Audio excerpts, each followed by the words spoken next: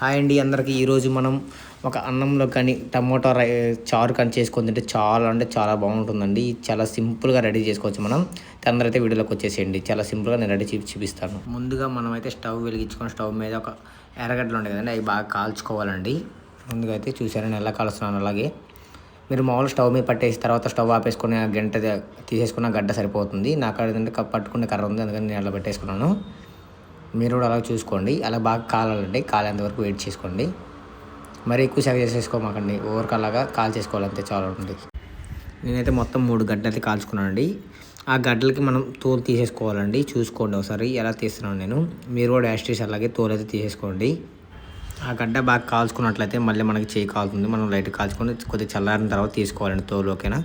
ఎలా తీసినా చూసుకోండి. మీరు అలాగే నిదానంగా తీసుకోండి, జారిపోతూ ఉంటుంది గడ్డ అనేది పట్టుకునేటప్పుడు. మనకి ఆయిల్గా నిదానంగా తీసేసుకోండి.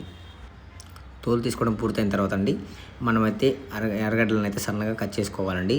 మనం ఫస్ట్ ఆఫ్ ఆల్ నిలువుగా కట్ చేసుకొని రెండు ముక్కలు చేసుకొని సన్నగా కట్ చేసుకోండి. నేను ఎలా కట్ చేస్తాను చూసానండి. అలాగా ఒక్కొక్క సన్నగా కట్ చేసుకోవాలి. మీరైతే 4 పచ్చలు కోసుకోవద్దు. నేను కోస్తున్నట్టు మీరు అలా విడిది చేసుకోండి. ఒక బౌల్ తీసుకుని ఆ బౌల్లో తెల్లగడ్డలు, జీలకర్ర, మిరియాలు వేసుకోనండి. మొత్తం బాగా మెత్తగా దంచుకోండి.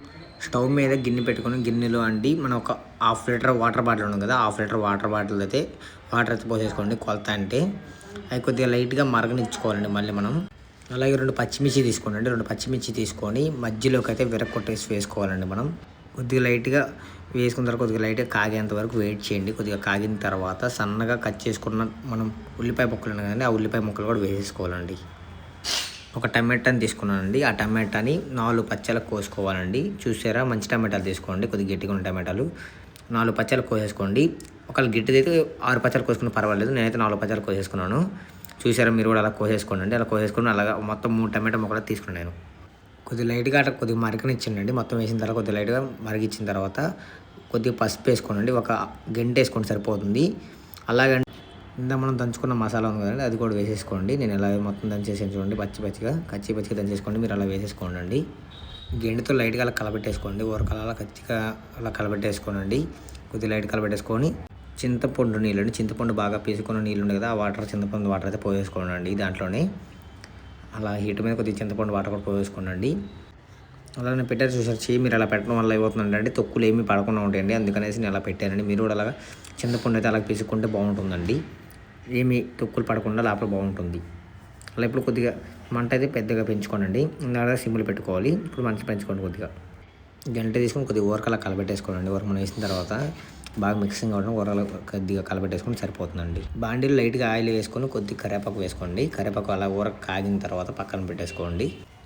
మనం కాల్చిన చారు ఉంది కదా, చారులో వేసుకోండి. ఆ టమాటో మనం వేయించే కదా కరివేపాకు, ఆ కరివేపాకు తీసుకొచ్చి లైట్గా వేసుకోండి. కొద్దిగా కొత్తిమీర తీసుకోండి. కొత్తిమీర కూడా సన్నగా చేసుకొని అది కూడా వేసేసుకోండి. అలాగా మొత్తం వేసేసుకొని ఒక్కసారి గంట తీసుకుని కలబెట్టుకుంటే అయిపోతుందండి మన టమాటా చారు. చాలా అంటే చాలా బాగుంటుందండి. ఇది కానీ అన్నంలో కానీ వేసుకొని తింటే చాలా అంటే చాలా టేస్ట్ ఉంటుందండి. ఈ వీడియో నచ్చినట్లయితే ప్రతి ఒక్కరు లైక్ చేయండి, సబ్స్క్రైబ్ చేసుకోండి. అలాగే మీ ఫ్రెండ్స్ ప్రతి ఒక్కరికి అయితే షేర్ చేయండి. ఎవరికైనా చాలా సింపుల్గా రెడీ అయిపోయే రెసిపీస్ కావాలంటే మన ఛానల్లో దొరుకుతాయండి. ప్రతి ఒక్కరు మన ఛానల్ ఫాలో అవ్వడం మర్చిపోవద్దు. నేను మళ్ళీ మంచి వీడియో మీ ముందుకు వస్తాను. నేను మీ విలేజ్ విఎస్టీ కుకింగ్.